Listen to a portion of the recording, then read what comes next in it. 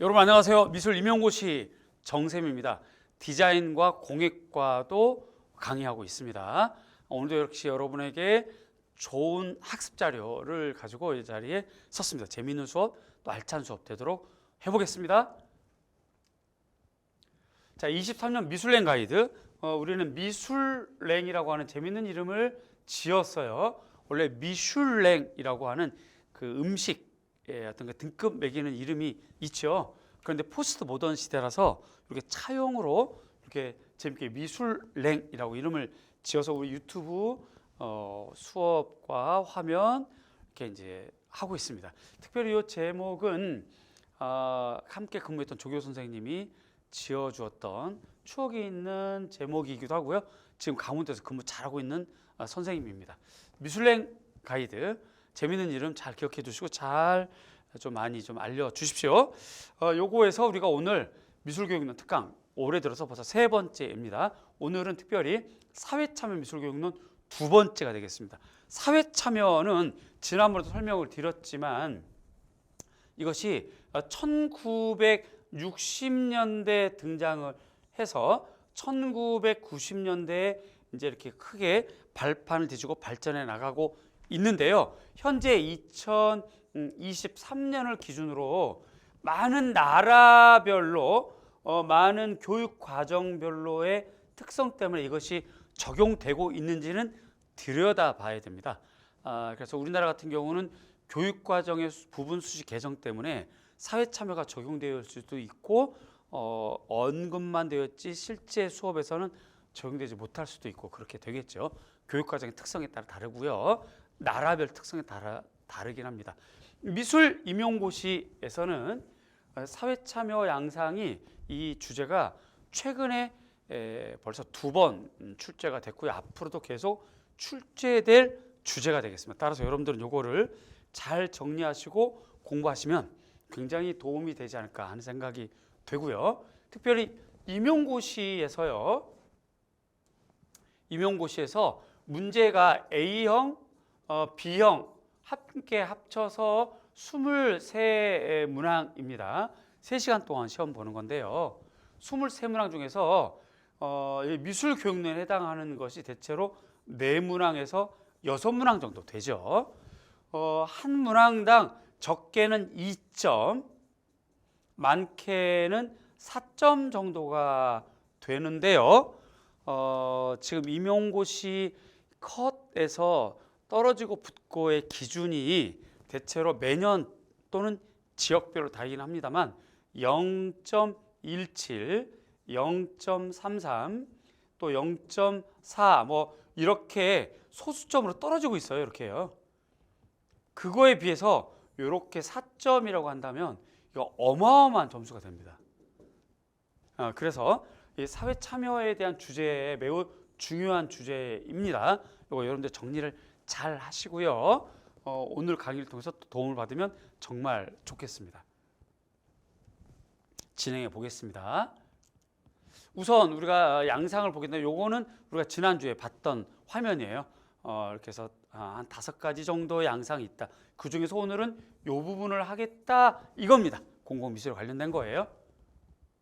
앞으로도 계속 이와 관련돼서 중요한 것들은 잡아드리면서 사회참여 미술교육을 마무리할 수 있도록 준비하겠습니다. 많이 기대해 주시고요. 일단 동시대 속에서 사회참여 양상은 공공미술이 먼저 출발하는 건데 공공미술 기초가 되겠습니다. 공공미술을 벽화, 환경조각 이런 것들 모두 다 공공미술이라고 하고요. 특히 이제 윌렛이라고 하는 영국 리퍼풀 조명한 학자가 처음 사용한 것이 바로 공공미술이 되겠죠. 특히 여기에서 공공미술의 흐름이 있는데 공공미술 흐름 이것이 60년대 미국 미술을 위한 일정 지분 투자 제도가 있어요. 이때부터 출발했다고 보시면 되겠고요. 이것도 우리나라랑 비슷한 것이 현재 우리나라도 사용하고 있는 제도입니다. 건축물을 만들면 총 공사비 1%를 예술장식하게 되어 있습니다. 그거랑 유사한 제도가 되겠죠. 여기부터 공공미술이 출발했다라고 보시면 되겠고, 이게 이제 첫 번째 항목이고요. 여기서 이제 두 번째 변하는 거, 공공공간에서 미술을 사용하는 정도예요. 요 정도까지. 요 정도. 따라서 얘는 미술인데 공공 공간에만 있을 뿐인 거예요. 공공 공간과 관련성이 좀 약한 것.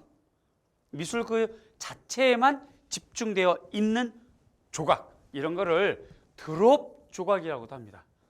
요 말 기억해 두시고요. 자, 미술품인데 공공 공간에 설치되어 있는 거, 공간과의 관련성은 좀 적은 거, 요거를 드롭 조각이라고 그래요. 요거 좀 볼게요. 드롭 조각의 사례입니다.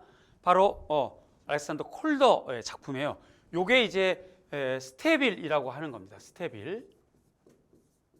스테빌은 모빌과는 다른 거죠. 모빌은 캔틸리버 방식으로 자체적으로 이렇게 매달려서 이렇게 균형을 잡아서 돌아가는 게 모빌이 되겠죠. 반면에 얘는 이렇게 도시 공간 속에 있어요. 사람이 아주 작아서 돌아다니면서 전체를 봐야 되는 것을 스테빌이라고, 요게 1960년대부터 발표됐던 양상이에요. 조각의 양상. 자, 조금 전에 봤던 것처럼, 우리가 설명을 봤던 것처럼 이 작품은 미술품이에요. 그런데 어떤 공간에 설치가 되어 있어요. 자, 그런데 미술 중심이다 보니까 공간과의 관계성은 좀 약한 거를 드롭 조각이라 한다는 거죠. 자, 보겠습니다. 이런 현상이 생겨요.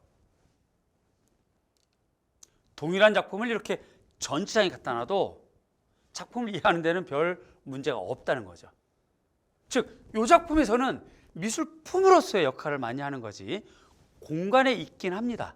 공간에 있긴 하지만 공간과의 아주 긴밀한 관계는 아니고 그냥 미술품이 좀 강조된 공간에 있는 미술품 정도, 이걸 드롭 조각이라고 해요. 이 정도 알아두시면 좋겠고요. 이제 이해가 되시죠? 자, 그 다음입니다. 세 번째로 전개되는 것이 70년대 이후 장소 특수성이 적용된 공공미술. 그래서 우리가 지금 1번, 2번, 3번 이렇게 오고 있는 거예요.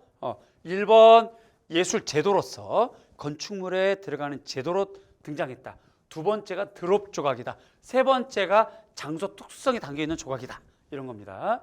그래서 장소 특성, 특정한 장소의 의미가 작품과 부여할 때 의미가 더 커지는 거, 장소 특수성. 이거의 장점은 모두를 위한 미술의 역할을 하지만 단점은 마케팅 전략으로 전락하는 그러한 단점도 있다라고 하는 거죠. 네 번째가 이제 이렇게 이렇게 되는 거죠. 공적 관심 미술, 사회적 문제에 개입하고 참여하는 양상이 바로 공공미술로서의 변화, 흐름입니다. 자, 요 화면만 보시고 아시겠죠? 처음에 제도 출발했고, 두 번째 드롭 조각, 세 번째 장소 특수성, 네 번째가 지금 공적 관심 미술, 이렇게 되는 겁니다. 이런 흐름이 있다는 거 잘 기억해 두시고요. 매우 중요하고 의미가 있는 흐름이자 변화가 되겠습니다. 자, 공공미술 흐름 요약 다시 한번 해보겠습니다. 60년대 일정한 지분 투자한 제도가 있었고요. 두 번째가 드롭 조각, 미술품인데 어떤 장소에 있는 거야. 그 장소와 관련성은 좀 적어. 따라서 얘를 전시장 옮겨놔도 그다지 문제가 안 되는 작품, 그걸 드롭 조각이라고 그래요. 자, 그 다음에 장소 특수성, 특정한 장소와 작품이 의미가 서로 연결될 때 그 작품의 가치가 높아지는 작품, 장소 특수성, 그렇게 되고요. 그 다음에 공적 관심, 사회적 문제에 개입하고 참여하는 것, 이렇게 되는 변화가 있습니다. 이거 매우 중요한 흐름과 변화가 되겠습니다. 자, 우리 기본설 잠깐 볼게요. 사회참여 미술에 해당하는 거고요. 공공미술, 이렇게 자세히 써 있으니까 기본설을 좀 잘 읽어 두시고, 특히 이 부분, 우리가 지금 이 부분을 했습니다. 이 부분을 아주 구체적으로 해서요. 특히 공공미술에서의 변화 양상을 1번, 2번, 3번, 4번까지 심도 있는 공부를 했고, 특별히 오늘 드롭 조각을 또 알게 됐고요. 다음번에도 계속 이어지는 이러한 내용들을 여러분들의 효과적인 학습으로 준비를 해서 여러분들에게 좀 더 도움이 되는 공부, 준비하는 미술랭이 되도록 하겠습니다.